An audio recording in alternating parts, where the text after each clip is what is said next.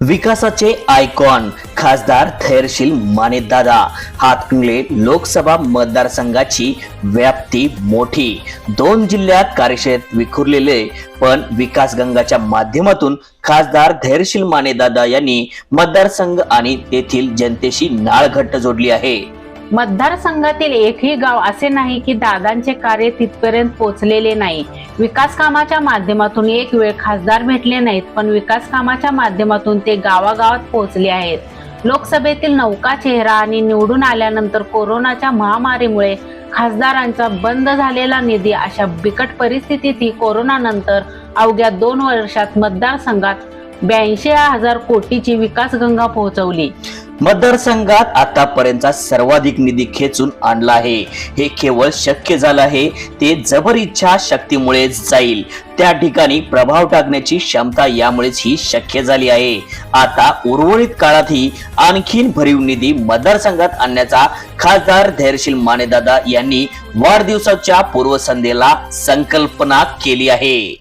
चौफेर कार्याचा ठसा लोकसभेत नौका चेहरा असूनही दादांनी स्वर्गीय बाळासाहेब माने यांचा वारसदार म्हणून नव्हे तर विचार आणि साहेबांच्या कार्याचा वारसा चालवला आहे.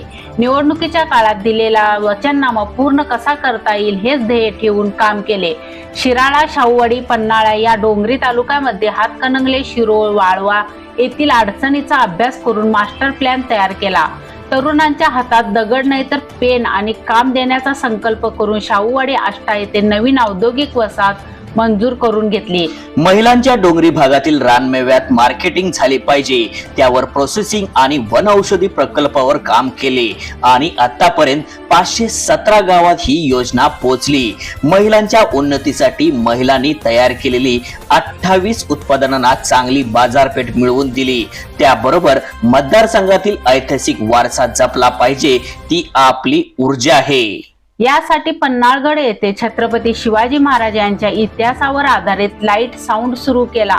पावनखिंडाचा विकास पन्हाळा ते पावनखिंड मोहिमेतील मावळ्यांना निवासस्थान उभारणीची सुरुवात केली. वाटेगाव येथील अण्णाभाऊ साठे यांच्या स्मारकासाठी 25 कोटी, हातकणंगले, शिरोळ, हुपरी, मालकापूर, वडगाव येथे शिवस्वराज्य भवनासाठी निधीची तरतूद केली. पंचगंगा प्रदूषण मुक्त करण्यासाठी विशेष प्रयत्न केले. तब्बल 746 कोटीचा आराखडा शासनाला सादर केला. राष्ट्रीय महामार्गाने गाव जोडली. 2 वर्षाच्या कार्यकाळात राष्ट्रीय महामार्गाचे जाळे तयार करून गाव जोडण्याचे काम केले. एका मतदारसंघातील 3 राष्ट्रीय महामार्ग करण्याचा विक्रम त्यांनी करून दाखवला. यातील 7,421 कोटीचा निधीची तरतूद करण्यासाठी पाठपुरावा केला. सातारा, कागल, शिरोळ ते चोकाक आणि पेटनाका ते सांगली या मार्गाचे काम सुरूही झाले आहे. या मार्गावरील येणाऱ्या गावांना भविष्यात मोठ्या रोजगाराची संधी उपलब्ध होणार आहे. ही भविष्यातील तरतूद त्यांनी आताच करून ठेवली आहे. रस्त्याबरोबरच रेल्वेने ही गावे जोडली पाहिजेत, म्हणून त्यांनी हातकणंगले रेल्वे नूतनीकरणात 12 कोटीची तरतूद केली. रेल्वे उड्डाणपूल भुयारी मार्गासाठी 43 कोटीचा निधी मंजूर करून घेतला. इचलकरंजी शहराने सर्वाधिक मताधिक्य दिले, त्यामुळे त्यांनी या शहरावर विशेष लक्ष ठेवले. कायद्याच्या चौकटीत बसून शहराला महापालिका खेचून आणली, तर शहराला सातत्याने भेडसावणारा पाणी प्रश्न कायमचा निकाली निघण्यासाठी सुळकूट पाणी योजना मंजूर करून आणि निधीचीही तरतूद केली. 25 इलेक्ट्रिक बस, बाबासाहेब आंबेडकर सभागृहाला 7 कोटीचा निधी दिला. विकास कामे करत असताना जनतेचे आरोग्यही ठणठणीत राहिले पाहिजे, त्यासाठी मुख्यमंत्री वैद्यकीय सहायता निधीतून 3.25 कोटीची मदत मिळवून दिली. मतदारसंघातील नगरपालिकांना 44 कोटीचा निधी दिला. शेतकऱ्यांनीही आधार दिला.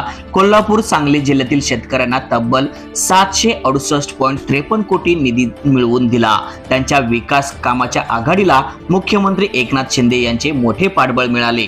ते यापुढेही मिळत राहणार आहे. जनतेने दिलेल्या संधीचे खऱ्या अर्थाने त्यांची सार्थक करून दाखवले आहे. तरुणाला भुरळ बोलण्यात, वागण्यातील नम्रता, कुणाशीही शत्रुता नाही, कोणाचाही अहंकार नाही, त्यांच्या या स्वभावाने तरुणाला भुरळ घातली आहे.